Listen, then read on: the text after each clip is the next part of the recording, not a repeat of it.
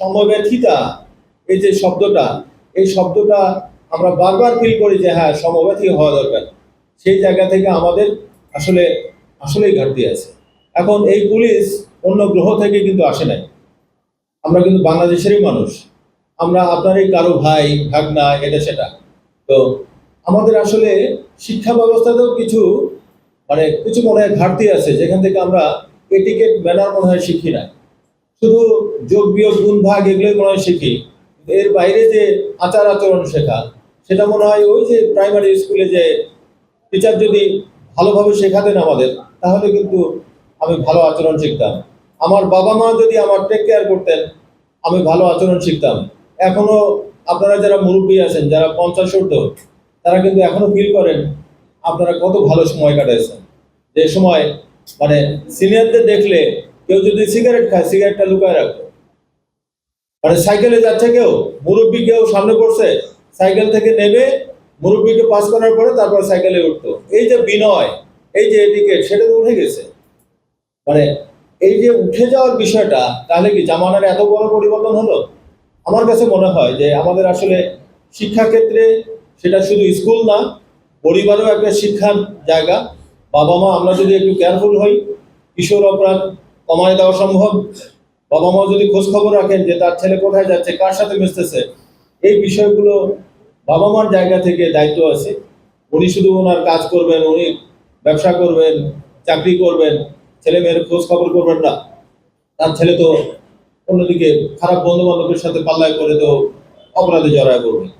ওই জায়গা থেকে আমি ব্যক্তিগতভাবে আপনাদেরকে একটু জানায় রাখি যে আমরা স্কুল ভিত্তিক কিছু কমিউনিটি পুলিশিং করব।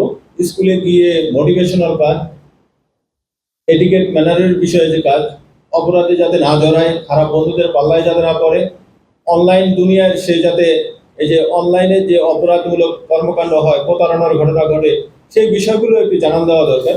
আমরা হাই স্কুল থেকে শুরু করব, কলেজগুলোতেও কাজ করব, যাতে ডিজিটাল প্ল্যাটফর্মে যে অপরাধগুলো হয়, সেই অপরাধ থেকে যাতে মুক্ত থাকতে পারে।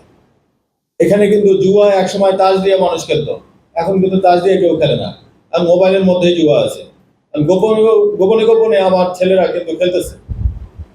হাই স্কুলের ছেলে সে জুয়ায় অভ্যস্ত হয়ে গেছে। তো এই যে বিষয়গুলো গোপনে গোপনে অনেক সমস্যা তৈরি হয়ে গেছে, যেগুলো আমাদের অ্যাড্রেস করা দরকার।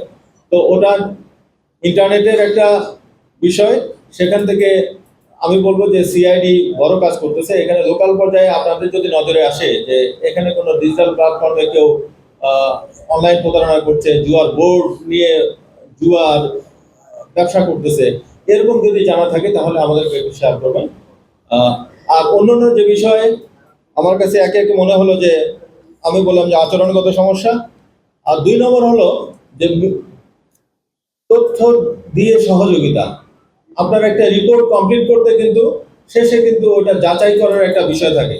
আপনি একটা অনেক বড় রিপোর্ট করলেন, কিন্তু শেষে মানে একটা ছোট্ট একটা কমেন্ট, সেটা এই কমেন্টটা আপনারা চান, হ্যাঁ আমি তো এটা জানি, এটার ব্যাপারে আপনি কি বলেন। তো এই যে ছোট্ট একটা ইন্টারভিউ, আমি হয়তো 1-1.5 মিনিটে আমি শেষ করে ফেলতে পারি, কিন্তু আপনাদেরকে আমি সময় দিতে পারতেছি না। এটা কিন্তু আমাদের হওয়া উচিত না। আপনি রিপোর্টটা কমপ্লিট করতে পারবেন না যদি ওই সাব ইন্সপেক্টর, ওই ওসি অথবা এসপি অথবা ডিআইজি যদি আপনাকে ওই কমেন্টটা না দিতে পারে। এখন আমাদের নানান ধরনের ব্যস্ততা থাকে, এটাও ঠিক। আবার কিছু তদন্তের কিছু বিষয় থাকে, তদন্তের এমন কোনো সিক্রেট জিনিস যেটা এই মুহূর্তে প্রকাশ হয়ে পড়লে তদন্তটা ব্যাহত হতে পারে। তো সেই জায়গা থেকে আমাদের হয়তো কিছু লিমিটেশন থাকতে পারে। বাদ বাকি যে বিষয়গুলো অবশ্যই আমি কমিটেড, আমি আপনাদের কাছে অঙ্গীকার করছি যে আমার দিক থেকে তথ্য দিতে কোনো সমস্যা হবে না। আমার নিজের ব্যক্তিগত জীবনে আমি নিজে সাংবাদিক ছিলাম প্রথম জীবনে, তারপরে আমি ব্যাংকের জব করছি, তারপর 3rd চাকরি এটা। ওই জায়গা থেকে আপনাদের কাজটাকে আমি বুঝি। আপনাদের কাজে যাতে স্বাচ্ছন্দ্যে যে কোনো রিপোর্ট যাতে সময় মতো কমপ্লিট করতে পারেন, পুলিশের ইন্টারভিউ নিয়ে সেটা যাতে একটা পূর্ণতা পায় আপনার রিপোর্টটা, সেটা আমার পক্ষ থেকে। আপনি যেটা বললেন যে একটা মিডিয়া সেল করা, সেটা জেলা পর্যায়ে প্রতিটা জেলা একটা করে মিডিয়া সেল থাকবে এবং ফোকাল পার্সন থাকবে যার সাথে কমিউনিকেট করতে পারবেন। আর একইভাবে ডিআইজি অফিসেও একটা মিডিয়া সেন্টার থাকবে। মিডিয়া সেন্টার বলতে অ্যাটলিস্ট একজন ফোকাল পার্সন থাকবেন, যিনি যে কোনো বিষয়ে আপনাকে তথ্য প্রদান করতে পারবে। তবে তাৎক্ষণিক যদি আপনাকে ফেল করে কোনো একটা বিষয়ে তথ্য দিতে, একটু 5 মিনিট 10 মিনিট একটু সময় দেবেন, এতটুকু সময় আপনাদের কাছে চেয়ে নিচ্ছি আমি, এতটুকু সহযোগিতা করবেন। আর অন্য যে বিষয়গুলো, মামলা করতে অথবা জিডি করতে এই যে অযথা বিলম্ব করা, যেটা আমরা হ্যারাসমেন্ট বলি, হয়রানি বলি, একটা মানুষের দাম, সময়ের দাম আছে। তো একটা মানুষ মানে শখ করে কিন্তু থানায় যায় না, সে বিপদে পড়ে থানায় যায়, ঝামেলা করে থানায় যায়। এই যে তার সময় কাজ পেলে, তার তার নিজের দামি কাজ পেলে সময় ব্যয় করে সে থানায় যাচ্ছে, থানায় গিয়ে যদি সে সময় মতো সার্ভিস না পায়, মানে প্রায়োরিটি জায়গা থেকে যদি ডিটি অফিসার অথবা ওসি তাকে সময় মতো ওই তাকে তার কথা না শোনে, গুড লিসনার না হয়, তাহলে কিন্তু এই মানুষটা কষ্ট পেতে থাকে। এখন এটাও একটা বিষয় যে অনেক থানা, কিছু কিছু থানা আছে যে একসাথে অনেক ভিজিটর হয়তো আসে, সেখান থেকে প্রায়োরিটির বেসিসে হয়তো যার প্রায়োরিটি বেশি হতে পারে যে সে একেবারে আহত হয়ে এসে এটা সেটা, তার বিষয়টা হয়তো আগে দেখতে হয়। ওই জায়গাটায় আমাদের একটু বিচার বিবেচনার বিষয় থাকে। কিন্তু অন্য জায়গায় যদি এরকম থাকে যে অযথাই বিলম্ব করতেছে, এরকম যদি হয় তাহলে অবশ্যই আপনারা একটু নোটিশে আনবেন। যে এক জায়গায় যেমন বলছেন, দুইজন বলছেন ভাই যে বিলম্ব করা হয়েছে, এটা তো একটা দুটা ঘটনা, এরকম প্রতিদিনই কিছু ঘটনা নিশ্চয়ই ঘটে যেখানে হয়রানির ঘটনা। আমি বলবো একটা মানুষ কষ্ট করে এসে তাকে আমি সময় মতো তার সাথে কথা বলা, এই যে কথা বলে তাকে আশ্বস্ত করা, সেটাও আমি করতেছি না। জিডি করার জন্য, মামলা করার জন্য যে সহযোগিতা, অথবা এই যে মামলা বিলম্ব করা, ঠিক আছে পরে আসেন এটা সেটা, এটা যেন না হয়, সেটা আমরা এনশিওর করার চেষ্টা করবো অবশ্যই।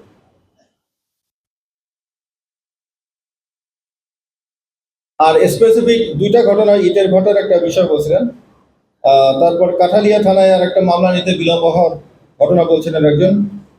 এই দুটো আমরা আমরা খোঁজ নেবো যে এখানে কি কি ঘটনা ঘটলো, কেন মামলা হলো না। ডাকাতির বিষয়ে বললেন যে গো নদীতে গতকালকে রাতেও ইয়ে হয়ে গেছে। আমার এই রেঞ্জে আমি গত এই 4 দিনে আমি খেয়াল করলাম যে রাতের বেলা 2টার পরে, স্পেশালি 2টা থেকে 4টা এই সময়টায় ডাকাতির কিছু ঘটনা, আমি সেটা দস্যুতা হোক বা ডাকাতি হোক, আইনের ভাষায় এই ঘটনাগুলো কিন্তু ঘটে যাচ্ছে। ওই জায়গা থেকে আমাদের প্রিভেন্টিভ কিছু অ্যাকশন এবং ডিটেকশনের জায়গা থেকে আমাদের কিছু করণীয় আছে। আপনাদের মূল্যবান পরামর্শ আমাদের কাছে থাকলো।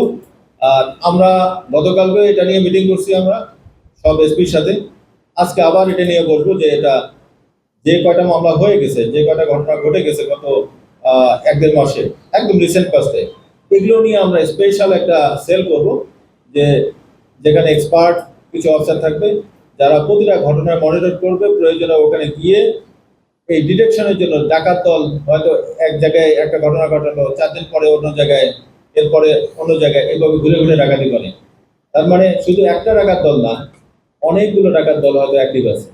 ওই জায়গা থেকে আমরা প্রতিটা ঘটনা বিশ্লেষণ করার চেষ্টা করছি এবং আশা করছি যে আমরা প্রতিটা ঘটনায় সাকসেসফুল হবে। একটা ভালো সংবাদ দিয়ে আমি বলি যে ভোলায় এই গতকালকে বেশ কিছু স্বর্ণালঙ্কার উদ্ধার হয়েছে একটা ডাকাতির ঘটনায়, সদরের ঘটনা, আর ডাকাত 2জন ধরা পড়ছে। তো ওটাকে আমরা দেখি এইটা থেকে আরো অন্য ঘটনার সূত্র আমরা পাই কিনা। আমি যদি মিস করে থাকি কোনো আপনাদের কোনো পয়েন্ট, আমি নোট করে নিয়েছি। আপনাদের আমার ধারণা আচরণগত সমস্যা, আমাদের জায়গা থেকে সহযোগিতা, তথ্য দিয়ে সহযোগিতা, ডিসইনফরমেশন মিসইনফরমেশন যাতে তৈরি না হয়, আমাদের পূর্ণ সহযোগিতা থাকবে। আবার আমার কাজের সফলতার জন্য কিন্তু আপনাদের একটু সহযোগিতা দরকার, সেক্ষেত্রে নিশ্চয়ই পাবো। আপনারা খুব কোঅপারেটিভ। আমি জানি সে 2001-এ একবার ছিলাম আমি বরিশাল জেলায় এসপি হিসাবে, তারপর আমি বরিশাল মেট্রোতে ছিলাম প্রায় 4.5 বছর, তারপর এটা দ্বিতীয়বার। সুতরাং আপনাদের সাথে কাজ করে আমি স্বচ্ছন্দ ফিল করি। বরিশালের মানুষকে আমি সত্যি সত্যি বিভিন্ন জায়গায় আমি আপনাদের অ্যাম্বাসেডর হিসেবে কাজ করি, যে বরিশালের মানুষ বিশাল হৃদয়ের মানুষ, আপনারা সাহসী এবং আপনারা মানে সত্যি সত্যি গঠনমূলক। কিছু ঘটনা যেগুলো অপরাধের ঘটনা ঘটে সেগুলো আমি মানে বিচ্ছিন্ন ঘটনা বলবো, কিন্তু অ্যাজ এ হোল আপনারা বরিশালের মানুষ রিয়েলি ভালো, রিয়েলি ভালো। আর আগলঝাড়ার একটা মামলায়, হ্যাঁ হ্যাঁ আমরা দেখতেছি এটা, ওই যে গৌরনদীর যে বিষয়টা, আগলঝাড়া থানায় আক্রমণের যে ঘটনা, এটা আহ, গতকালকে আমি এটা নিয়ে বসছিলাম, আয়ো সহ ওই আগলঝাড়া থানার, এটা কমপ্লিট হয়ে গেছে রিপোর্ট। আমরা আজকের এই মিটিং এ সব বলতেছি না, তবে খুব ইমিডিয়েট বরিশাল জেলার এসপি এবং অ্যাডিশনাল ডিআইজি ক্রাইম এটা নিয়ে আপনাদের হয়তো এই সপ্তাহে বলবো যে তোমরা একটা মিটিং করো, ডিটেইল আপনাদের নিয়ে যে ঘটনা কি ঘটছিল, তারপরে কি হলো, তারপরে কি হলো, এবং কতজন আসামি ধরা পড়লো এবং কারা কারা, স্পেসিফিক হয়তো আমরা নাম বলতে পারবো না, এতজন আসামি আপনারাও জেনে যাবেন যে কারা কারা আছে, আপনারা নিজেরাও জানেন। তো এটার বড় সাকসেস স্টোরি হলো যে আসামিদের বিরাট অংশ, একটা অংশ ৬২ জনের মধ্যে কতজন, ৩০ জন, তার মানে অর্ধেক ধরা পড়ছে, বাকিরা কিছু পলাতক আছে, তাদেরকে ধরার চেষ্টা হচ্ছে। আর এই ঘটনা যাতে রিপিট না হয় আপনাদের একটু সহযোগিতা দরকার। মানে আমরা কিন্তু মানে এই টেবিলের এপার ওপার চিন্তা করা যাবে না।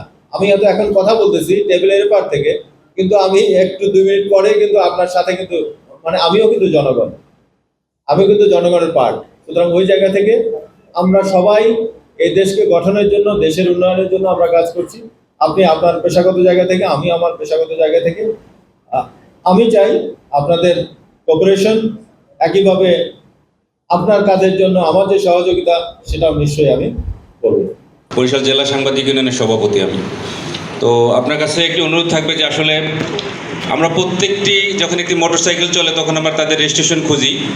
তো আপনারাও গণমাধ্যম যখন ফেস করবেন, অনেক সময় দেখা গেছে গণমাধ্যমে কিন্তু অনুমোদিত অননুমোদিত দুটি বিষয় আছে।